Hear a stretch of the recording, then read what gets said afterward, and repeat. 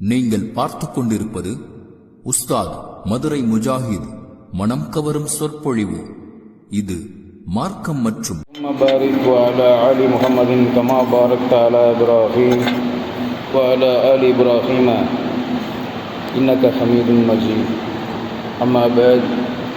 قال الله تعالى في القرآن العظيم أعوذ بالله من الشيطان الرجيم بسم الله الرحمن الرحيم يا أيها الذين آمنوا اتقوا الله حق تقاته ولا تموتن إلا وأنتم مسلمون يا أيها الناس اتقوا ربكم الذي خلقكم من نفس واحدة وخلق منها زوجها وبث منهما رجالا كثيرا ونساء واتقوا الله الذي تساءلون به والأرحام إن الله كان عليكم رقيبا ويا أيها الذين آمنوا اتقوا الله وقولوا قولا سديدا يصلح لكم أعمالكم ويغفر لكم ذنوبكم ومن يطع الله ورسوله فقد فاز فوزا عظيما. கண்ணியத்திற்குரிய எல்லாம் வல்ல அல்லாஹ்வின் நல்லடியார்களே, அன்பார்ந்த இஸ்லாமிய சகோதர சகோதரிகளே, அல்லாஹ்வின் மகத்தான பேரருளால் அல்லாஹு தஆலா நம் மீது கடமையாக ஆக்கிய ஜும்மா வணக்கத்தை நிறைவேற்ற வேண்டும் என்கிற நல்லெண்ணத்தில் நாம் எல்லாம் அல்லாஹுவை வணங்குவதற்காக அவனுடைய இல்லத்தில் ஒன்றாக அமர்ந்திருக்கிறோம். சிறப்புக்குரிய இந்த ஜும்மாவுடைய நாளில் அல்லாஹு தஆலா அவன் புறத்திலிருந்து ஸலவாத்தையும் சலாமையும் அவனுடைய இறுதி தூதர் ரசூலுல்லாஹி ஸல்லல்லாஹு அலைஹி வஸல்லம் அவர்களின் மீதும் அவர்களின் குடும்பத்தார் மீதும் அவர்களின் காலத்தில் வாழ்ந்த சத்திய சஹாபாக்கள், அதற்கு பிறகு வந்த தாபீன்கள், தபஉ தாபீன்கள், இமாம்கள், இந்த உலகத்தில் வாழுகிற மூமின்கள் முஸ்லிம்கள் அனைவரின் மீதும் என்றென்றும் நிலவச் செய்வானாக. இந்த உலகத்திலும் ஆகிரத்திலும் அல்லாஹ் அவனுடைய அருளையும் அமைதியையும் அனைத்து மூமின்களுக்கும் ஏற்படுத்தி தருவானாக. இந்த ஜும்மா உரையின் மூலம் நாம் கேட்கின்ற செய்திகளை நம்முடைய வாழ்க்கையில் கடைபிடித்து வாழக்கூடிய நன்மக்களாக நம் அனைவருக்கும் அல்லாஹ் அருள் புரிய வேண்டும் என்று பிரார்த்தித்தவனாக என்னுடைய இந்த உரையை ஆரம்பிக்கின்றேன். அன்பார்ந்த இஸ்லாமிய சகோதர சகோதரிகளை, கடந்த 2-3 வாரங்களாக ஜும்மாவுடைய பயானில் மூமின்களிடம் அல்லாஹுவின் மீது ஈமான் கொண்ட நம்பிக்கையாளர்களான மூமின்களிடம், குறிப்பாக மூமின்களான ஆண்களிடம், மூமின்களான பெண்களிடம் இருக்கக்கூடிய பண்புகளை பற்றியும் ஒழுங்குமுறைகளை பற்றியும் கடந்த 2-3 வாரங்களாக அல் குர்ஆனில் அல்லாஹ் சொல்லக்கூடிய அறிவுரைகளையும், மூமின்களுக்கென்று அல்லாஹ் சொல்லக்கூடிய பண்புகளையும் தன்மைகளையும் நடத்தைகளையும் நடவடிக்கைகளையும் அது என்ன என்பதை உங்களுக்கு நாம் எடுத்துச் சொல்லி வருகிறோம். அல்லாஹ்வுடைய தூதர் ரசூலுல்லாஹி ஸல்லல்லாஹு அலைஹி வஸல்லம் அவர்கள் மூமின்களுக்கு சொன்ன பண்புகள், மூமின்களுக்கு இருக்க வேண்டிய தன்மைகள், பண்புகள், மூமின்களுடைய நடவடிக்கைகளை பற்றி அல்லாஹ்வுடைய தூதர் என்னவெல்லாம் நமக்கு அறிவுறுத்தி இருக்கிறார்கள் என்பதை அனைவரும் அறிந்திருப்பது அவசியம். அதில் அல்லாஹ்வுடைய நபி சொன்ன முக்கியமான சில மூமின்களுக்கு இருக்கக்கூடிய பண்புகள், தன்மைகளையும் உங்களுக்கு நாம் எடுத்து சொல்லி வந்தோம். மூமின்கள், அல்லாஹ்வின் மீது ஈமான் கொண்ட நம்பிக்கையாளர்கள், அவர்களை பற்றி அல்லாஹ் குர்ஆனில் சொல்லுகிற பொழுது அவர்கள் சாலிகான நல்ல அமல்களை செய்வார்கள் என்று அல்லாஹ் குர்ஆனில் சொல்லி காட்டும். அப்போ ஒரு மூமினிடம் இருக்கக்கூடிய பண்புகள், நடத்தைகளில் மிக முக்கியமானது என்னன்னு சொன்னால் அவன்கிட்ட இருக்கக்கூடிய நற்செயல்கள், நல்ல அமல்கள். ஒரு மூமின் அல்லாஹ் சொன்ன அடிப்படையில் வாழும்போது, அல்லாஹ்வுடைய தூதர் ரசூலுல்லாஹி ஸல்லல்லாஹு அலைஹி வஸல்லம் அவர்கள் சொன்ன அடிப்படையில் வாழும்போது அவனுடைய வாழ்க்கையே ஒரு நற்செயலாக, நல்ல அமலாக அமைந்து விடுகிறது.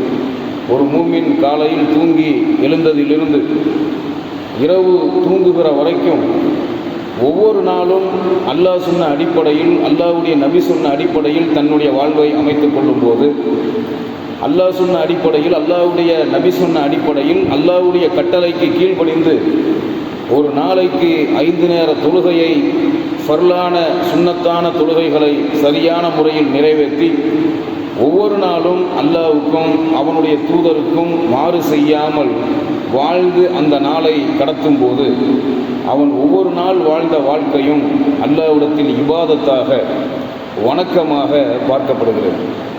அப்படி ஒவ்வொரு நற்செயலும் அல்லாஹ்விடத்தில் நமக்கு ஏராளமான நன்மைகளை நற்கூலிகளை பெற்றுத்தரக்கூடியதாக இருக்கிறது.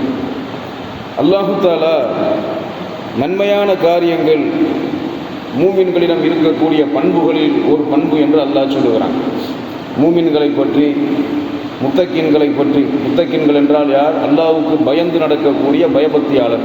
அப்போ பயபக்தியாளர்களுக்கு பெயர், இறையச்சவாதிகளுக்கு பெயர் முத்தக்கீன்கள். முத்தக்கீன்களை பற்றி, மூமின்களை பற்றி அல்லாஹ் திருமறை குர்ஆன்ல எந்த இடத்திலெல்லாம் குறிப்பிடுகிறானோ அந்த மூமின்கள் முத்தக்கீன்களான அவர்கள்தான் மறுமையிலே சொர்க்கவாசிகள். அந்த சொர்க்கவாசிகளை பற்றி அல்லாஹ் எந்த இடத்திலெல்லாம் சொல்லி காட்டுகிறானோ அந்த இடத்திலெல்லாம் அல்லாஹ் அமல்களையும் குறிப்பிட்டு அவர்களிடத்தில் இந்த அமல்கள் இருக்கும் என்று அல்லாஹ் சொல்கிறான். திருக்குர்ஆனில் இருக்கக்கூடிய ஆயத்துக்களில் 6666 ஆயத்துக்கள் வசனங்களில் ஒரு வசனம் அல் பக்கரா சூராவில் இருக்கக்கூடிய 25வது ஆயத்து. அந்த 25வது வசனத்திலே அல்லாஹ் சொல்லுகிறான், ஓ பஷீரில்லதீன ஆமனு ஓ அமிலு சாலிஹாத்தி அன்னலகும் ஜன்னாத்தின் தஜ்ரி மின் தஹ்திஹல் அன்ஹார் குல்லமா ருசிக்கு மின்ஹா மின் சமரத்தி ரிஸ்கன் காலு ஹாதல்லதி ருசிக்னா மின் கபுலு வ உதூபிஹி முத்தஷாபிஹா வலஹும் ஃபீஹா அஸ்வாஜு முத்தஹரத்து வஹும் ஃபீஹா காலிதூன். இந்த ஆயத்தில், இந்த வசனத்தில் அல்லாஹ் சொல்லுகிறான், எவர்கள் ஈமான் கொண்டு சாலிகான நல்ல அமல்களை செய்கிறார்களோ அவர்களுக்கு நற்செய்தி உண்டு, அவர்களின் இறைவனிடத்தில் நன்மாராயம் உண்டு, நற்செய்தி உண்டு என்று அல்லாஹ் சொல்லுகிறான். அந்த நற்செய்தி உள்ள அந்த மூமின்கள் எப்படிப்பட்டவர்கள் என்று சொன்னால், அவர்களுக்கு அவர்களுடைய இறைவனிடத்தில் அல்லாஹ்வை ஈமான் கொண்ட ஒரு மூமின்களாக அவர்கள் இருந்த காரணத்தினால் அல்லாஹ் சொன்ன, அல்லாஹ்வுடைய நபி சொன்ன, அல்லாஹ் கட்டளையிட்ட அமல்களை எல்லாம், நற்செயல்களை எல்லாம், அந்த அமல்கள் நற்செயல்களை சரியாக நிறைவேற்றிய காரணத்தினால் அவர்களுக்கு சொர்க்கம் உண்டு, ஜன்னத்து உண்டு என்று அல்லாஹ் சொல்லுகிறான். அந்த சொர்க்கத்தில் அவர்களுக்கு கீழே ஆறுகள் ஓடிக்கொண்டிருக்கும். அந்த சொர்க்கத்தில் அவர்களுக்கு மிகச்சிறந்த வாழ்க்கை துணைகளும் உண்டு. மிகச்சிறந்த வாழ்க்கை துணைனா என்ன? அல்லாஹ் குர்ஆன்ல சொல்றான், ஒவ்வொரு சொர்க்கவாசிக்கும் ஹூருல் ஈன்களை அல்லாஹ் மனம் முடித்து வைப்பான் என்று அல்லாஹ் சொல்லுகிறான். ஹூருலின் பெண்களை ஒவ்வொரு சொர்க்கவாசிக்கும் அல்லாஹ் மனம் முடித்து வைப்பான். ஹூருலின் என்றால் என்ன அர்த்தம் என்று பார்க்கும்போது, ஹூருல் ஈன்கள் என்ற வார்த்தைக்கு அர்த்தம் கண்கள் அழகாக இருக்கக்கூடிய பெண்கள் என்று அர்த்தம். ஒரு மனிதனின் முகத்தில் அழகை காட்டுவது அவனுடைய கண். கண்கள் இல்லாத, பார்வை இல்லாத சில சகோதர சகோதரிகளினுடைய முகத்தை பார்த்தால் அது நமக்கு வித்தியாசமாக தெரியும். இன்றைக்கி பார்வை இல்லாத எத்தனையோ பேரை நாம் உலகத்தில் பார்க்குறோம். அவர்கள் முகங்கள் எல்லாம் பார்க்குறதுக்கே ஒரு வித்தியாசமாக இருக்கும்.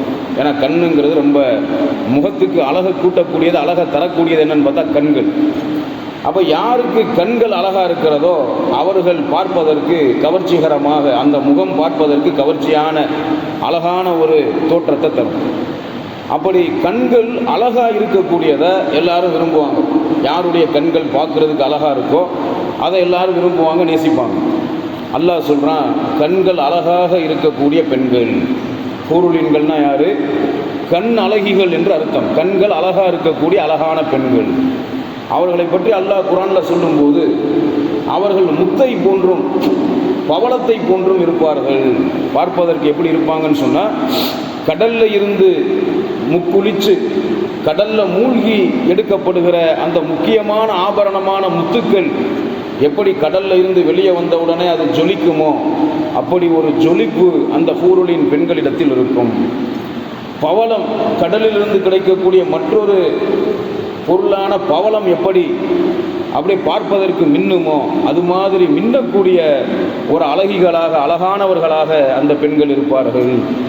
அவர்களை இதற்கு முன்பு அல்லாஹ் சொர்க்கவாசிகளுக்கென்று படைத்திருக்கக்கூடிய அந்த ஹூருலின் பெண்களை இதற்கு முன்பு எந்த மனிதனும் தீண்டியதில்லை, எந்த ஜின்னும் தீண்டியதில்லை என்று அல்லாஹ் சொல்றான். எந்த மனுஷனும் பார்த்திருக்க முடியாது, எந்த ஜின்னும் கண்களால் கூட தீண்டி இருக்க முடியாது. அப்ப கண்களால் எந்த மனுஷனும் எந்த ஜின்னும் தீண்டி இருக்காத பெண்களைத்தான், சொர்க்கத்து பெண்களைத்தான் அல்லாஹ் சொர்க்கவாசிகளுக்கு மனைவியராக தருவான். ஒவ்வொரு சொர்க்கவாசிக்கும் 2 ஹூருலின் பெண்கள் மனைவிகளாக கிடைப்பார்கள் என்று அல்லாஹ்வுடைய தூதர் ரசூலுல்லாஹி ஸல்லல்லாஹு அலைஹி வஸல்லம் சொன்னார்கள். அல்லாஹ்வும் குர்ஆன்ல சொல்லுகிறான், கண்கள் அழகாக இருக்கக்கூடிய அந்த ஹூருலின் பெண்களை சொர்க்கவாசிகளுக்கு அல்லாஹ் மனம் முடித்து வைப்பான். அவர்கள் பார்ப்பதற்கு முத்து மாதிரி பவளம் மாதிரி அழகாக இருப்பார்கள். பார்ப்பதற்கு அவ்வளவு ஒரு கண்ணியமான அழகை அல்லாஹ் அவர்களுக்கு கொடுத்திருப்பான். சொர்க்கவாசிகளுக்கு மட்டுமே அல்லாஹ் படைத்திருக்கக்கூடிய சொர்க்கத்து பெண்கள், அவர்களுக்கும் இந்த துனியாவுக்கும் எந்த சம்பந்தமும் கிடையாது. உலகத்தில் உள்ள சில பெண்களே பார்க்கறதுக்கு அல்லாஹ் படைச்ச உலகத்து பெண்களே அழகாக இருக்கும்போது அல்லாஹ் அழகான சொர்க்கத்து பெண்கள் என்று ஹூருலின் பெண்களை குறிப்பிடுகிறான் என்று சொன்னால், அப்படிப்பட்ட சிறந்த ஹூருலின் என்று சொல்லப்படுகிற கண்கள் அழகா இருக்கக்கூடிய பெண்களை ஒவ்வொரு சொர்க்கவாசிக்கும் வாழ்க்கை துணையாக அல்லாஹ் தருவதாக அல்லாஹ் குர்ஆன்ல சொல்லி காட்டுறான். அந்த 25வது வசனம் அல் பக்ரா சூராவில் உள்ள 25வது வசனத்தை நீங்கள் எடுத்து பார்த்தால், சிறந்த வாழ்க்கை துணைகள் அந்த சொர்க்கவாசிகளுக்கு உண்டு. அவர்களுக்கு சொர்க்கம் இருக்கும், அந்த சொர்க்கத்தில் அவர்களுக்கு கீழே ஆறுகள் ஓடிக்கொண்டிருக்கும். அல்லாஹ் அவர்களுக்கு சிறந்த வாழ்க்கை துணையை தருவான். அந்த சொர்க்கத்தில் அவர்களுக்கு விரும்பிய உணவுகள் எல்லாம் கொடுக்கப்படும். ஒரு உணவு கொடுக்கப்படும் போது அந்த சொர்க்கவாசி சொல்வான், இது உலகத்தில் நமக்கு கொடுக்கப்பட்ட உணவு மாதிரி இருக்கிறதே என்று சொல்வான். அதை உட்கொள்ளும் போது உணவு, அந்த உலகத்தில் அவன் சாப்பிட்ட அந்த உணவுக்கு இருந்த தரத்தையும் சொர்க்கத்து உணவுல இருக்கக்கூடிய தரத்தையும் அவன் புரிந்து கொள்வான். உலகத்தில் நாம் சாப்பிட்ட எல்லா உணவும் அங்கே கிடைக்கும், சாப்பிடாத உணவும் கிடைக்கும். சாப்பிட்ட உணவை நாம் சொர்க்கத்தில் சாப்பிடும்போது பார்க்கறதுக்கு உலகத்தில் இது நமக்கு கொடுக்கப்பட்டுச்சு, நாம் தான் துனியாவில் இதெல்லாம் சாப்பிட்டோமே நினைப்பான். நினச்சிட்டு சாப்பிடக்கூடிய அவன் சாப்பிடும்போது உலகத்தில் நாம் சாப்பிட்டது வேற, இந்த சொர்க்கத்தில் அல்லாஹ் நமக்கு தந்திருக்கக்கூடிய இந்த உணவு வேறங்கிறத அவன் தெரிஞ்சுக்குவான். அப்படிப்பட்ட தூய்மையான உணவு அவர்களுக்கு இருக்கிறது, தூய்மையான வாழ்க்கை துணை இருக்கிறது, அவர்களுக்கு கீழாறுகள் ஓடிக்கொண்டிருக்கும். அவர்கள் அந்த சொர்க்கத்தில் நிரந்தரமாக தங்கியிருப்பார்கள் என்று சொர்க்கவாசிகளை பற்றி அல்லாஹ் சொல்லி காட்டுகிறான். அவர்கள் யார்? ஈமான்தாரிகள், அல்லாஹ்வின் மீது ஈமான் கொண்டவர்கள், சாலிகான நல்ல அமல்களை செய்தவர்கள், அப்படிப்பட்ட மூமின்கள். அப்போ மூமின்கள்கிட்ட இருக்க வேண்டிய முக்கியமான ஒரு பண்பு என்னன்னு சொன்னால், அமல்கள் இருக்கணும், நற்செயல்கள் இருக்கணும். நற்செயல் இருந்தால் தான் அவன் மூமின். நற்செயல் இல்லைன்னு சொன்னால், நல்ல அமல்கள் ஒரு மூமினான ஆணிடத்திலோ பெண்ணிடத்திலோ இல்லை என்று சொன்னால் அவர்கள் மூமின்கள் என்று கருத முடியாது. நல்ல பேச்சுக்கள் இருக்க வேண்டும், நல்ல சிந்தனைகள் இருக்க வேண்டும், நல்ல நடவடிக்கை இருக்க வேண்டும், முக்கியமாக அமல்கள் இருக்க வேண்டும், நல்ல எண்ணம் இருக்க வேண்டும். அதாவது உலகத்தில் ஒன்றை சொல்வார்கள், ஒரு மனிதனுக்கு உள்ளம் தூய்மையாக இருந்தால் எல்லாமே தூய்மையாக இருக்கும். கல்பு, உள்ளம் தூய்மை இல்லைன்னு சொன்னால் எதுவுமே தூய்மையாக இருக்காது. உள்ளம் தூய்மையாக இல்லைன்னு சொன்னால் உடம்பும் தூய்மையாக இருக்காது, உடுத்திருக்கிற உடையும் தூய்மையாக இருக்காது, அவன் செயல்பாடுகளும் தூய்மையாக இருக்காது. அதனால தான் அல்லாஹ் ரப்புல் ஆலமீன் உள்ளத்தை தூய்மையாக வைத்திருங்கள் என்று அல்லாஹ் சொல்கிறான். கத் அஃப்லஹ மன் தஸக்காஹா, எவர் தன்னுடைய உள்ளத்தை தூய்மையாக்கி கொண்டாரோ, தன்னைத்தானே எவர் தூய்மையாக்கி கொண்டாரோ அவர் வெற்றி அடைந்து விட்டார் என்று அல்லாஹ் குர்ஆன்ல சொல்றான். கத் அஃப்லஹல் முஃமினூன், மூமின்கள் வெற்றி அடைந்து விட்டார்கள். அல்லதீன ஃபீ ஸலாத்திஹிம் காஸிஊன், அவர்கள் தொழுகையிலே உள்ளச்சத்தோடு பணிவோடு உள்ளச்சத்தோடு தொழுகையை நிறைவேற்றுவார்கள். உள்ளச்சத்தோடு பணிவோடு அல்லாஹ்வுக்கு பயந்து தொழுகையை நிறைவேற்றக்கூடிய மூமின்கள் நிச்சயமாக வெற்றி அடைந்து விட்டார்கள் என்று அல்லாஹ் குர்ஆன்ல சொல்றான். அப்போ மூமினா இருந்தால் மட்டும் பத்தாது, ஒருத்தன் நம்பிக்கையாளனாக இருந்தால் மட்டும் மூமினாகி விட முடியாது. நம்பிக்கையாளனாக இருக்கக்கூடிய அந்த மனிதனிடத்தில் நற்காரியங்கள் இருக்க வேண்டும். நற்காரியங்களை அல்லாஹ் வலியுறுத்துகிறான். சொர்க்கவாசிகளை பற்றி சொல்ற இடங்கள்ல எல்லாம் நற்காரியங்கள் சொல்லப்படுது. நல்லடியார்களை பற்றி சொல்லுகிற இடங்களிலெல்லாம் அல்லாஹ் நற்காரியங்கள் நற்செயல்களை பற்றி சொல்லுகிறான். மூமின்கள் முத்தகீன்கள் அல்லாஹ்வுக்கு கட்டுப்பட்ட நல்லடியார்களை பற்றி எந்த இடத்திலெல்லாம் அல்லாஹ் குறிப்பிடுகிறானோ அந்த இடத்திலெல்லாம் நற்காரியங்கள் போதிக்கப்படுகிறது. அப்ப நற்காரியம், நற்செயல், நல்ல அமல்கள் நம்மிடத்தில் இருந்தால்தான் அதை அல்லாஹ் விரும்புகிறான். அப்பதான் நாம மறுமையில வெற்றி அடைய முடியும். அல்லாஹு தஆலா நற்செயல்களை பற்றி அவனுடைய வேதமான அல் குர்ஆன்ல சொல்லும்போது, சூரா ஹூத், திருக்குர்ஆன்ல இருக்கக்கூடிய 11வது அத்தியாயமான சூரா ஹூத், அந்த ஹூத் அத்தியாயத்தின் 114வது வசனத்தில் அல்லாஹ் சொல்றான் தொழுகையின் முக்கியத்துவம், தொழுகையை நாம் நிறைவேற்றுவதின் நிலைநாட்டுவதனுடைய முக்கியத்துவம், அமல்களை செய்வதுடைய முக்கியத்துவம். நாம் தொழுகையில இருந்து அல்லாஹ் நம் மீது கடமையாக்கிய தொழுகையில இருந்து என்னென்ன அமல்கள் நம் மீது கடமையாக்கப்பட்டிருக்கிறதோ அந்த கடமையாக்கப்பட்ட அமல்கள், நற்செயல்களை எல்லாம் சரியான முறையில் நாம் நிறைவேற்றும் போது அந்த நற்செயல் நம்மள்கிட்ட இருக்கக்கூடிய தீய செயலை போக்கிடும் நல்லா சொல்றோம். நபி அவர்கள்ட்ட ஒரு நபித்தோழர் கேட்டார், ஒரு சஹாபாக்கள் அவங்களுடைய வாழ்க்கை மிக தூய்மையாக இருந்துச்சு. சஹாபாக்கள் இந்த மார்க்கத்தை நாம நேசிக்கிறத விட அதிகமாக சஹாபாக்கள் நேசிச்சாங்க. நாம அல்லாஹ்வுக்கு பயந்ததை விட சஹாபாக்கள் ரொம்ப பயந்தாங்க. நாம நபியை பின்பற்றுவதை விட சஹாபாக்கள் அதிகமாக பின்பற்றினாங்க. நாம நபியை நேசிக்கிறத விட சஹாபாக்கள் ரொம்பவே நேசிச்சாங்க. அப்ப இந்த மார்க்கத்திற்காக தங்களை அர்ப்பணித்தவர்கள், இந்த மார்க்கத்துக்காக தங்களின் வாழ்க்கையை முழுசா அர்ப்பணிச்சவங்க யாருன்னு பார்த்தா சஹாபாக்கள் தான். சஹாபாக்கள் மட்டும் தியாகம் செய்யலன்னு சொன்னா இன்னைக்கு இந்த மார்க்கம் உலகம் முழுக்க பரவி இருக்குமானா முடியாது. அல்லாஹ்வுடைய நபியின் காலத்திலேயே இஸ்லாம் இந்தியாவுக்கு வந்துருச்சு. ஆனால் எதிரிகள், இஸ்லாத்தின் எதிரிகளான ஆர்எஸ்எஸ், பாஜகவில் இருக்கக்கூடிய எதிரிகள் சொல்லுவாங்க இஸ்லாம் இந்தியாவுக்கு வாழ்முனையில் வந்துச்சு. முகாலயர்கள் அரபு நாட்டிலிருந்து இந்தியாவை பிடிக்கிறதுக்கு, அரபு தேசத்திலிருந்து இந்தியாவை பிடிக்கிறதுக்கு படையெடுத்து வந்த முகாலயர்கள் இங்கு இருக்கிற இந்துக்களை எல்லாம் மிரட்டினாங்க. வாழை கழுத்தில் வச்சாங்க, கத்திய கழுத்தில் வச்சு நீ இஸ்லாத்தை ஏற்றுக்காட்டி இஸ்லாத்துக்கு மாறாட்டி உன்னைய கொன்றுவோன் மிரட்டினாங்க. முகாலயர்களுடைய அடக்குமுறைக்கு பயந்து, முகாலயர்களுடைய கத்திக்கு பயந்து, வாளுக்கு பயந்து தான் இங்கே இருக்கிற இந்துக்கள்லாம் முஸ்லீமாக மாறினாங்க. அந்த முஸ்லீம்கள் ஒரு காலத்தில் இந்துக்களாக இருந்தவங்க தான் இன்றைக்கி முஸ்லீமாக இருக்காங்க. எதுக்கு பயந்து மாறினாங்கன்னா முகாலயர்களுடைய நடவடிக்கைக்கும் அடக்குமுறைகளுக்கும் அவர்களுடைய அச்சுறுத்தலுக்கும் பயந்து தான் நிறைய பேர் முஸ்லீமாக மாறிட்டான்னு சொல்லுவாங்க. இது உண்மை கிடையாது, பொய். உண்மையில் பார்க்க போனால் முகாலயர்கள் வந்தது எப்போ? கிட்டத்தட்ட ஒரு 500 வருஷம் அல்லது ஒரு 1000 வருஷத்துக்கு முன்னாடி தான் முகாலயர்கள் இந்தியாவுக்கு வந்தாங்க. நபி அவர்கள் நபியாக்கப்பட்டு மக்கா நகரத்தில் இந்த சத்திய மார்க்கத்தை அந்த மக்கா வாசிகளுக்கு எடுத்து சொல்லும் போது, தான் அல்லாஹ்வுடைய நபி என்ற சத்தியத்தை அந்த மக்கா காஃபிர்களுக்கு போதிக்கும் போது அந்த மக்கா காஃபிர்கள் பலவிதமான இடையூறுகளையும் நெருக்கடிகளையும் கடுமையான எதிர்ப்புகளையும் நபியவர்களுக்கும் சஹாபாக்களுக்கும் கொடுத்தாங்க. அந்த எதிர்ப்புகளை காட்டினது மட்டும் இல்லாமல் நபி அவர்கள்ட்ட சொன்னாங்க, நீ உண்மையில் நபியாக இருந்தால் ஏதாவது அற்புதத்தை செஞ்சு காட்டு, அப்போ தான் நாங்கள் இஸ்லாத்தை நம்புவோம், நீ நபின்னு நம்புவோம், நீ சொல்கிற கொள்கை உண்மைன்னு நம்புவோம். நாங்கள் காலங்காலமாக வணங்கிக்கிட்டு வந்த சிலைகளை வணங்கக்கூடாதுன்னு சொல்கிற, நாங்கள் காலங்காலமாக எங்கள் முன்னோர்களும் நாங்களும் நம்பிக்கிட்டு இருந்த சிலைகளை நீ நம்பக்கூடாதுன்னு சொல்கிற, அல்லாஹ் ஒருத்தனை தான் நம்பணும், வேறு யாரையும் எதையும் நம்பக்கூடாதுன்னு சொல்கிற, அல்லாஹ் ஒருத்தனை தான் வணங்கணும், வேறு யாரையும் எதையும் வணங்கக்கூடாதுன்னு சொல்கிற, நீ உண்மையில் நபியாக இருந்தால் நாங்கள் ஒன்றை நபின்னு ஏற்றுக்கிறல, நம்பலை, நீங்கள் நபியாக இருந்தீங்கன்னா ஏதாவது எங்களுக்கு ஒரு அற்புதத்தை செஞ்சு காட்டுங்கன்னு சொன்னாங்க, கோரிக்கை வச்சாங்க. என்னென்ன அற்புதத்தெல்லாம் செய்ய சொன்னாங்கன்னா, இறந்தவங்களை உயிர்ப்பிச்சு காட்டுங்கன்னாங்க. நாங்கள் பார்க்கும்போது நீங்கள் வானத்துக்கு போயிட்டு வானத்துலேருந்து கீழே இறங்கணும், அப்போ தான் நீங்கள் நபின்னு நாங்கள் நம்புவோண்டாங்க.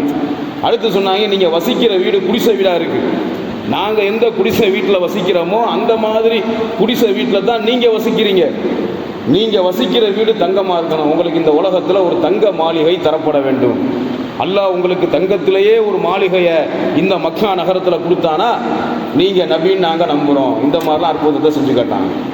அற்புதத்தை செஞ்சு காட்ட சொல்லி நபி அவர்கள்ட்ட கோரிக்கை வச்சாங்க. அப்போ நபி அவர்கள் ஒரு அற்புதத்தை நிகழ்த்தி காட்டினாங்க. அதுதான் சந்திரனை 2ஆக பழக்க வச்சது. அல்லாஹ் குர்ஆனில் சூரா கமரில் சொல்கிறான், அந்த நேரம் நெருங்கி விட்டது, மறுமை நாளுக்கான அந்த நேரம் நெருங்கிவிட்டது, சந்திரனும் இரண்டாக பிளந்து விட்டது அல்லாஹ் சொல்றானே. நபி அவர்கள் இரவு நேரத்தில் பௌர்ணமி நிலவு அன்னைக்கு சந்திரனை பார்த்து தன்னுடைய கையை நபி அவர்கள் காட்டுகிறார்கள். சந்திரன் இரண்டாக பிளந்தது. அந்த சந்திரன் இரண்டாக பிளந்த நிகழ்வை இந்தியாவில் தமிழர் என்று சொல்லப்படுகிற, மலையாளி என்று சொல்லப்படுகிற ரவி பாஸ்கர வர்மா சேரமான் பெருமாளுங்கிற ஒரு மன்னர் அந்த காட்சியை கண்ணால பார்த்தார். சந்திரன் ரெண்டா பிளந்துச்சு. அதை பற்றி பல பேர்கிட்ட விளக்கம் கேட்டார், யாருமே விளக்கம் சொல்லலை. மக்காவில் இருந்து சில அரபு இஸ்லாத்தை ஏற்றுக்கொண்ட சில அரபு வணிக கூட்டங்கள் அவர் இருந்த ஊருக்கு வியாபாரத்துக்காக வருகிறது. அவர்கிட்ட அந்த மக்கால இருந்து வந்த அரபு வணிக கூட்டத்தில் கேட்கும்போது அவங்க சொல்லி இஸ்லாத்தை ஏற்றுக்கிட்டார். அந்த சேரமான் பெருமாள் இங்கிருந்து கப்பல் வழியாக கடல் மார்க்கமாக மக்காவுக்கு சென்று, சவுதி அரேபியா சென்று மக்காவுக்கு சென்று நபி அவர்களை பார்த்து நபி அவர்கள்ட்ட பையத்து செஞ்சு சத்திய இஸ்லாத்தை ஏற்றுக்கிட்டார். திரும்பி வரும்போது, ஏன்னா அந்த காலத்தில் வாகன வசதி இல்லாத அந்த நபி அவர்களின் காலத்தில் இந்தியாவில் இருந்து தமிழ்நாட்டில் இருந்து அரபு நாட்டுக்கு மக்காவுக்கு போகிறதா இருந்தால் கடல் மார்க்கமாக கப்பலில் தான் போக முடியும். பல நாட்கள் ஆகும். ஓமன்கிற நாட்டை தாண்டி தான் சவுதி அரேபியாவுக்கு போகணும். ஓமனுக்கு வரும்போது நபி அவர்களை பார்த்து அவங்கள்ட்ட பையத்து பண்ணி இஸ்லாத்தை ஏற்று ஓமனுக்கு திரும்ப வரும்போது, இந்தியாவுக்கு தமிழ்நாட்டுக்கு அவர் திரும்பி வரும்போது, ஓமன்கிற அந்த நாட்டில் ஒரு ஊர் சலாலா, அந்த சலாலாங்கிற ஊரில் தங்குறாரு. உடல்நலம் பாதிக்கப்படுது, மௌத்தாயிட்டார். அவரை அங்கேயே ஜனாசா தொழுகை நடத்தி அவருக்கு அடக்கம் பண்ணிட்டாங்க. அவருக்கு சமாதி இன்னைக்கும் ஓமன் நாட்டில் சலாலாங்கிற ஊரில் சேரமான் பெருமாளுக்கு சமாதி இருக்கிறது. அவர் பெயரை தாஜுதீன் என்று மாற்றிக்கொண்டார் என்றும் வரலாறுகள் இருக்கிறது. இதில் ஒரு ஆச்சரியமான செய்தி என்னன்னு சொன்னால், அந்த சேரமான் பெருமாளை பற்றி குரானில் ஒரு செய்தியும் கிடையாது, ஹதீஸில் ஒரு செய்தியும் கிடையாது, சஹாபாக்கள் சொன்னதா ஒரு செய்தியும் இல்லை சேரமான் பெருமாளை பற்றி. ஆனால் ஆதாரம் எதில் இருக்கிறது? இந்திய தொல்லியல் துறை வரலாற்று கித்தாபுகளில் சேரமான் பெருமாளை பற்றி இருக்கிறது. அவர் இஸ்லாத்தை ஏற்றுக்கொண்டார். அப்போ சந்திரன் ரெண்டா பிளந்ததை பார்த்து அரபு நாட்டில் இருந்து வந்த வியாபாரிகள்கிட்ட விளக்கம் கேட்டு அவர் சத்தியத்தை ஏற்றுக்கிட்டார். அப்புறம் நபி அவர்கள் காலத்திலே இஸ்லாம் இந்தியாவுக்கு வந்துருச்சு. இன்னொரு ஆதாரம் என்ன? உலகத்திலேயே மூன்றாவதாக கட்டப்பட்ட பழமையான பள்ளிவாசல் கேரளாவில் தான் இருக்கிறது. இன்றைக்கே நீங்கள் போய் பார்க்கலாம். கேரளா திருச்சூர் மாவட்டத்தில் கொல்லங்கோடுங்கிற அந்த ஊருக்கு போனீங்கன்னு சொன்னால் ஒரு ஜும்மா பள்ளிவாசல் இருக்கிறது, சேரமான் ஜும்மா பள்ளிவாசல். அதுக்கு பேர் சேரமான் ஜும்மா மஸ்ஜிதுன்னு வச்சுருக்காங்க. அதாவது மஸ்ஜிது அக்ஸா கட்டப்பட்ட பிறகு முதல்ல கட்டப்பட்ட பள்ளிவாசல் காபத்துல்லா, இரண்டாவதாக கட்டப்பட்ட பள்ளிவாசல் அக்ஸா பள்ளிவாசல், மூன்றாவதாக கட்டப்பட்ட பழமையான பள்ளி இந்தியாவில் தான் இருக்கு. அது கிபி எத்தனையில் கட்டப்பட்டதுன்னு பார்த்தா 631 சொல்லப்படுது. அதில் வருஷங்கள் கூட அந்த பள்ளிவாசலில் கட்டப்பட்ட வருஷமும் போடப்பட்டிருக்கும். அந்த வருஷத்தை நபியவர்கள் வாழ்ந்த காலத்தோடு நீங்கள் கணக்கிட்டு பார்த்தீங்கன்னு சொன்னால், நபி அவர்கள் ஹிஜ்ரத்து செய்கிறதுக்கு முன்னாடி மக்காவில் வாழ்ந்தாங்களே அந்த நேரத்தில் கட்டப்பட்ட ஒரு பள்ளிவாசலாக இருக்குது. அந்த சேரமான் மஸ்ஜிது கேரளாவில் கட்டப்பட்டதுக்கு அப்புறம் தான் நபி அவர்கள் மதினாவுக்கு போய் கூபா பள்ளிவாசலை கட்டினாங்க, மஸ்ஜிது நபவியை கட்டினாங்க. மஸ்ஜிது நபவி, கூபா பள்ளிவாசல் இதெல்லாம் கட்டப்படுவதற்கு முன்பாகவே பழமையான பள்ளிவாசல் இந்தியாவில் தான் இருக்கிறது என்பதற்கு வரலாறு ஒரு மிக பெரும் ஆதாரமாக இருக்கிறது. அப்போ இங்கு இருக்கக்கூடிய பாசிச பயங்கரவாதிகள், ஆர்எஸ்எஸ் தீவிரவாதிகள் சொல்வது போன்று இந்தியாவுக்கு இஸ்லாம் வாழ்முனையில் வரவில்லை, அற்புத நிகழ்வாக வந்தது. ரசூலுல்லாஹ் இருக்கும்போதே ஒருத்தர் இஸ்லாத்தை ஏற்றுக்கிட்டார். அந்த சேரமான் பெருமாளை பற்றி குரானில் செய்தி இல்லை, ஹதீஸில் செய்தி இல்லை. இந்திய வரலாற்று தொல்லியல் துறையில் இருக்கக்கூடிய வரலாறு, அவருடைய வரலாறை இன்றும் பேசிக்கொண்டிருக்கிறது. இணையதளத்தில் போய் அவருடைய பெயரை நீங்கள் சர்ச் பண்ணினாலே அவர் யாருங்கிற டீட்டெயில் வரும், அவர் என்ன செஞ்சாருங்கிற டீட்டெயில் வரும், அவர் எங்கே இறந்தாருங்கிற டீட்டெயில் வரும், அவர் கட்டிய மஸ்ஜிதுடைய இமேஜ் வரைக்கும் நீங்கள் பார்க்கலாம். இணையதளத்தில் போய் தேடுனீங்கன்னா மிக பெரும் ஆதாரமாக இருக்குது. அப்போ இஸ்லாம் என்பது இந்த உலகத்துக்கு எப்படி வந்துச்சுன்னா தியாகத்தின் அடிப்படையில் வந்தது, வாழ்முனையில் வரவில்லை, அடக்குமுறையில் வரவில்லை. ஒரு 1000 பேர் 1,00,000 பேர் வாழ்கிற ஊரில் வந்து கத்தியை காட்டி மிரட்டினா எல்லாம் இஸ்லாத்தை ஏற்றுக்குவாங்களா? சத்தியத்தை சொன்னாங்க. இங்கே இருக்கிற மக்கள் சத்திய மார்க்கத்தை ஏற்றுக்கிட்டாங்க. அப்போ முகாலயர்களின் அடக்குமுறைக்கு பயந்து யாரும் இஸ்லாத்தை ஏற்றுக்கிறல. முகாலயர்கள் இங்கே உள்ள மக்களை அடக்குமுறை செய்யவும் இல்லை, அவர்களை கூப்பிட்டாங்க. முகாலயர்களை இங்கே இருந்த இந்து மன்னர்கள் கூப்பிட்டாங்க. அவன் வந்தான், போர் செஞ்சான், ஆட்சியை பிடிச்சான், 800 ஆண்டு காலம் இந்தியாவை ஆண்டான். முகாலயர்களுடைய ஆட்சியில் தான் இந்தியா வல்லரசாக இருந்தது என்பதற்கு ஆதாரம் இருக்கிறது தொல்லியல் துறையில். அவுரங்கசீப் இந்த நாட்டை ஆட்சி செய்யும் போது இன்னைக்கு இந்தியா வறுமை உள்ள ஒரு நாடாக, ஏழ்மையான நாடா இருக்க, இந்த ஏழ்மையான நாடா இருக்கக்கூடிய இந்தியா ஒரு காலத்தில் வல்லரசாக இருந்தது. யாருடைய ஆட்சியில்? அவுரங்கசீபுடைய ஆட்சியில். நேர்மையான, ஒழுக்கமான, அல்லாவுக்கு பயந்த நேர்மையான ஆட்சியாளர்னா அவுரங்கசீபை தான் சொல்ல முடியும். முகாலயர்களையே அல்லாவுக்கு பயந்த ஒரு மனிதர் என்று சொன்னால் வரலாறு பேசுகிறது அவுரங்கசீப் அவர்களை பற்றி. அதே போன்று இந்த மண்ணை மாற்றுவதற்காக படையெடுத்து வந்த கஜினி மஹமூத் அவர்கள், கஜினி மஹமூத் அவர்களை தவறான தகவல்களை சொல்லி பாட புத்தகத்தில் எல்லாம் அவன் ஒரு போர் வீரர், அவன் கொள்ளையடிச்சவன், திருடன்லாம் எழுதியிருப்பாங்க. அவர் ஒரு நேர்மையான ஆட்சித் தலைவர். இங்கு இருக்கக்கூடிய அநியாயங்களை எல்லாம் ஒழிச்சிட்டு போனான் கஜினி முகமது. இன்ஷால்லா வாய்ப்பு கிடைக்குமே ஆனால் கஜினி முகமதுடைய வரலாறு உங்களுக்கு நாம் ஜும்மாவில் எடுத்து சொல்லுவோம். அவர் எப்போ பிறந்தார், என்ன வாழ்ந்தார், இந்தியாவுக்கு என்னென்ன சாதனைகளை செஞ்சார், எதுக்காக இந்தியாவுக்கு வந்தார், இந்த வரலாறும் ஒரு நாளைக்கு உங்களுக்கு சொல்லப்படும். அப்போ இங்கு இருக்கக்கூடிய இஸ்லாத்தின் எதிரிகள் எல்லாம் முஸ்லிம்களுடைய கல்வி அறிவு இல்லாமை, அந்த அறியாமையை பயன்படுத்தி தவறான தகவல்களை புத்தகமாக எழுதி வைத்து அதை பாட புத்தகம் வரைக்கும் நுழைச்சிருக்காங்க. அப்போ தான் நாம் சஹாபாக்களுடைய தியாகத்தை நினைவு கூறுவதற்கு நாம் கடமைப்பட்டிருக்கிறோம். அந்த சத்திய சஹாபாக்கள் அவர்களுடைய தியாகத்தின் அடிப்படையில், அவர்களுடைய அந்த உண்மையான தூய்மையான தியாகத்தின் அடிப்படையில் உலகம் முழுக்க அவங்க வியாபாரிகளாக எல்லா நாடுகளுக்கும் போனாங்க, எல்லா நாடுகளுக்கும் சென்றார்கள்.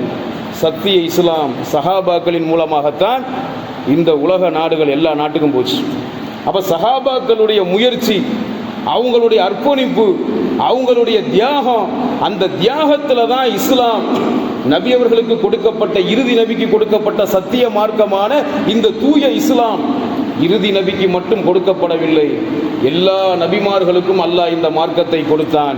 இந்த மார்க்கம், சத்திய மார்க்கமான இஸ்லாம் இறுதி நபிக்கு அரபி மொழியிலே கொடுக்கப்பட்டது. அந்த சஹாபாக்களின் தியாகத்தால், அர்ப்பணிப்பால் உலகம் முழுக்க இஸ்லாம் பரவி இருக்கிறது.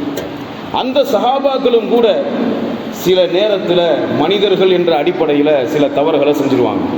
ஒரு சஹாபி கேட்கிறார், எதற்காக இதை நாம் சொல்கிறோம்னா, நாம் நற்செயலை எந்த அளவுக்கு கவனமாக மேற்கொள்ள வேண்டும், அமல்கள் செய்கிற விஷயத்தில் எந்த அளவுக்கு அல்லாஹ்வை பயந்து நடக்க வேண்டும் என்பதற்கு இந்த சம்பவம் ஒரு மிகச்சிறிய சிறந்த எடுத்துக்காட்டு. ஒரு சஹாபி ரசூலுல்லாஹ்ட்ட சொல்கிறார், யார் ரசூலுல்லாஹ், அல்லாஹ்வுடைய தூதரே, நான் ஒரு தப்பு பண்ணிட்டேன் அப்படின்னு சொல்கிறார். அதை ஓப்பனாக ஜும்மாவில் சொல்கிறதுக்கு நமக்கு தயக்கமாக கூட இருக்கிறது. ஏன்னா அவர் என்ன தப்பு செஞ்சார்ன்றது ஹதீஸில் வரும். அந்நிய பெண்ணை தீண்டிட்டா அந்த ஜினா அது கிடையாது. ஒரு சஹாபி ஜினா செஞ்சுட்டு அல்லாஹ்வுடைய தூதரே மாயிஸ் ரலியல்லாஹு அன்ஹு அவங்க ஒரு முறை அந்த தப்பை செஞ்சுட்டு அல்லாஹ்வுடைய தூதரே நான் ஜினா செஞ்சுட்டேன், எனக்கு தண்டனை தாங்கன்னு வழியை கேட்டாங்க. இன்னொரு சஹாபிய பெண்ணும் அந்த தப்பை செஞ்சுட்டு நபி அவங்கள்ட்ட தண்டனை கேட்டாங்க. அவங்க 2 பேருக்கும் நபி அவர்கள் இஸ்லாமிய தண்டனையை கொடுத்தாங்க, இஸ்லாமிய அடிப்படையில் மரண தண்டனை கொடுத்தாங்கிறது வரலாறு, அது தனி. இவர் மாயிஸ் ரலியல்லாஹு கிடையாது. இன்னொரு சஹாபி, அந்நிய பெண்ணை நான் தீண்டிட்டேன், அந்நிய பெண் மேலே கை வச்சுட்டேன், கட்டி தழுவிட்டேங்கிற மாதிரி கட்டி தழுவி முத்தம் விட்டுட்டேன் அப்படின்ற மாதிரி சொல்கிறார். இது செய்கிறதுக்கு இஸ்லாத்தில் அனுமதி இல்லை. இஸ்லாத்தை பொறுத்த வரைக்கும் என்ன அப்படின்னா, அந்நிய பெண்களை பார்க்கறதுக்கே மார்க்கத்தில் அனுமதி இல்லைங்கிறதான் இஸ்லாம் சொல்லுகிறது. ஆனால் சில சந்தர்ப்பத்தில் என்னதான் தக்குவாதாரியாக இருந்தாலும், மூமின்களாக இருந்தாலும், சஹாபாக்களாக இருந்தாலும், ஷைத்தான் எல்லாரும் கூட இருப்பான். ஷைத்தான் சில நேரத்தில் தவறுகளை செய்ய வச்சிருவான். மற்ற தீமைகள் மாதிரி கிடையாது இந்த பாலியல் தீமை. ஏன்னா பாலியல் தீமையை பொறுத்த வரைக்கும் அது மனித உணர்வு சம்பந்தப்பட்ட ஒரு தீமையாக இருக்கிறது. மது அருந்துறதை விட்டு விலகிடலாம், வட்டியை விட்டு விலகிடலாம், மற்ற பாவங்களை விட்டு விலகிடலாம். ஆனால் இந்த பாலியல் உணர்வுங்கிற தீமை இருக்கிறதே, இது உணர்வு, பசி, தூக்கம், தாகம் மாதிரி இது ஒரு உணர்வு. இந்த உணர்ச்சி வசப்பட்டு அந்நிய பெண்ணை அவர் தீண்டிறார், கட்டி தழுவி ஒரு தவறை செஞ்சிடறார். ஆனால் ஜினா செய்யலை. செஞ்சு முடித்தோன்னா அவருக்கு ரொம்ப பயமாக இருக்குது, இப்படி ஒரு பாவத்தை செஞ்சிட்டோமே, அல்லாஹ் நம்மளை தண்டிச்சிருவானேன்னு சொல்லி நபி அவங்கள்ட்ட போய் கேட்குறாரு, யாரை சொல்லுதான், அல்லாஹ்வுடைய தூதரை, நான் ஒரு பாவத்தை செய்து விட்டேன், அந்நிய பெண்ணை கட்டி தழுவுற மாதிரி ஒரு தவறை செஞ்சுட்டேன், இதை நான் செஞ்சுருக்கக்கூடாது, நான் செஞ்சது பெரிய பாவம், அல்லாஹ் என்னை தண்டிச்சிருவானோன்னு பயமாக இருக்குது, இந்த பாவம் மன்னிக்கப்படுறதுக்கு எனக்கு ஏதாவது ஒரு பரிகாரம் இருந்தால் சொல்லுங்க, அல்லது தண்டனை இருக்குமான்ற மாதிரி கேட்குறாரு. இதுக்கு தண்டனை கொடுக்க சட்டத்தில் இடம் இல்லை. ஜினாவுக்கு தண்டனை இருக்கிறது. திருமணமாகாத ஆணோ பெண்ணோ ஜினா செஞ்சால் அவங்களுக்கு தண்டனை கொடுக்கலாம்.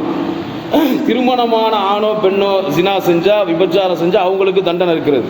அந்நிய பெண்ணை தொட்டாரு, இடிச்சாரு, பார்த்தாருங்கிறதுக்கெல்லாம் தண்டனை கிடையாது இஸ்லாத்தில். அப்போ இந்த பாவம் மன்னிக்கப்படணும்னா நான் என்ன செய்யணும்? அப்போ அந்த ஹதீஸில் வரக்கூடிய செய்தியை நாம் பார்க்கும்போது நமக்கு கிடைக்கிற ஒரு செய்தி என்னன்னு சொன்னால், அந்த பெண்ணுடைய விருப்பத்தோடு அவர் அந்த பெண்ணை தொட்டிருக்க வாய்ப்பு இருக்கு. தொட்டிருந்தாருன்னா சாதாரணமாக தொட்டிருக்காரு. ஆனால் இந்த பாவத்தை செய்யக்கூடாது. ஹராமாக்கப்பட்ட பாவத்தை செஞ்சுட்டார். இந்த ஹராமான செயலை நான் செஞ்சுட்டேன், அல்லாஹ் என்ன மன்னிக்கணும், என்ன பண்ணுறதுன்னு கேட்கும்போது அப்போ நபி அவர்கள் சொன்னாங்க, நன்மைகளை அதிகமாக செய், நற்காரியங்களை அதிகமாக மேற்கொள்ளு, அமல்களை அதிகமாக மேற்கொள்ளு. நீ செய்கிற நல்ல செயல்கள் நீ செஞ்ச பாவத்தை மன்னிச்சிடும். நீ செஞ்ச பாவங்கள் மன்னிக்கப்படுறதுக்கு உன்னுடைய நற்செயல்கள் ஒரு காரணமாக இருக்குன்னு ரசூலுல்லாஹ் சொன்னாங்க. நாம் எந்த அளவுக்கு அதிகமாக சுன்னத்தான நஃபிலான ஃபர்லான தொழுகைகளை நிறைவேற்றி, திக்ருகள் செய்து, தர்மங்கள் செய்து, நோன்பு வைத்து, என்னென்ன அமல்களை அதிகமாக நாம் அல்லாஹ்வுக்கு பயந்து செய்கிறோமோ அந்த அமல்களை செய்யக்கூடிய நமக்கு அல்லாஹ்ட்ட நன்மையும் கிடைக்குது. செஞ்ச தவறுகள், நம்முடைய கண்கள் செய்த பாவங்கள், நம்முடைய கல்பு செய்த பாவங்கள், நம்முடைய நப்சு செய்த பாவங்கள் எல்லாம் நாம் செய்த நற்காரியங்களின் மூலமாக அதை அல்லாஹ் நமக்கு மன்னிச்சுதான். நாம் செஞ்ச பாவங்கள் மன்னிக்கப்படுது நாம் செய்கிற அமல்களின் மூலமாக.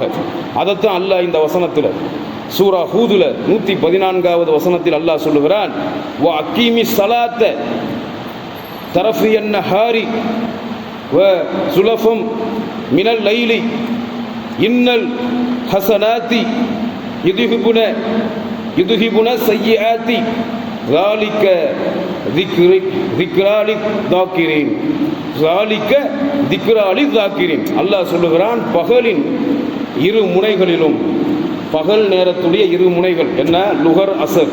பகல் நேரத்துடைய இரு முனைகள்னா லுகாவில் ஆரம்பிக்கப்பட்டு லுகர் அசர். அப்போ இரு முனைகளிலும், இரவின் பகுதியிலும், மகரிப் இஷா ஃபஜ்ரு தொழுகையை பற்றி தனியாகவே வருது ஒரு ஆயத்து.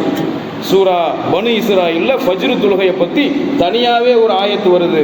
இதில் 4 வக்து தொழுகையை பற்றி சொல்கிறோம்.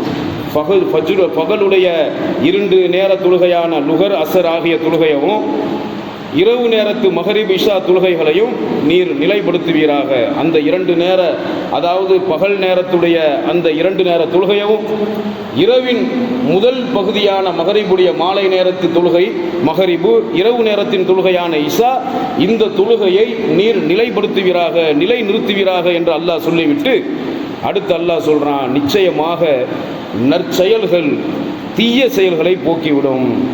அல்லாஹுவை யார் நினைவு கூர்ந்து திக்ர் செய்கிறார்களோ அவர்களுக்கு இது ஒரு மிகச்சிறந்த நல்லுபதேசமாகும். மூமின்களுக்கு அல்லாஹ் நல்லுபதேசம் பண்றான்.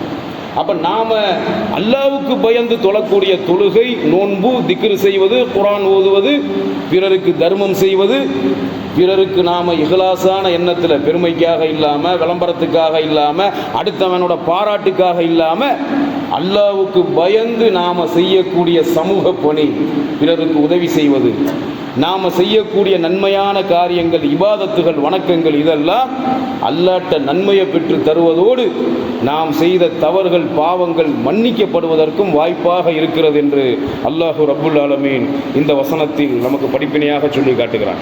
ஒரு மூமின்கள்ட்ட அல்லாஹ்வின் மீது ஈமான் கொண்ட, மறுமையின் மீது ஈமான் கொண்ட உண்மையான மூமின்கள்ட்ட இருக்கக்கூடிய பண்புகளில் ஒரு பண்பு என்ன? மூமினையும் அமலையும் பிரிக்கவே முடியாது. ஒரு மூமின் இந்த உலகத்தில் வாழ்ந்து மரணிக்கிற வரைக்கும் அந்த மூமின்ட்டு அமல் இருக்கும். மரணிக்கிற வரைக்கும் அவன்கிட்ட அமல் இருந்தால் தான் அவன் மூமின். கொஞ்ச நாள் அமல் ஒழுங்காக செஞ்சார், கரெக்டாக தொழுதாரு, மார்க்கத்தில் சரியாக இருந்தார், என்னன்னு தெரியல, மார்க்கத்துக்கும் இதுக்கு இவருக்கும் சம்மந்தம் இல்லாமல் ஆயிட்டாரு, ஒரு தொழுகை கூட தொழுவ மாட்டேங்கிறாருன்னு நம்மளை பற்றி யாராவது சொன்னாங்கன்னா நாம் மூமினே இல்லைங்கிற மாதிரி ஆகிடும். அப்போ ஒரு மூமினையும் அவன்கிட்ட இருக்கக்கூடிய அமலையும் பிரிக்க முடியாது. ஒரு மூமின் சாகுற வரைக்கும் அவன்கிட்ட அமல்கள் இருக்கும். அந்த அமல் தான் அந்த மூமின் வெற்றி அடைகிறதுக்கு ஒரு காரணமாக இருக்கிறது என்பது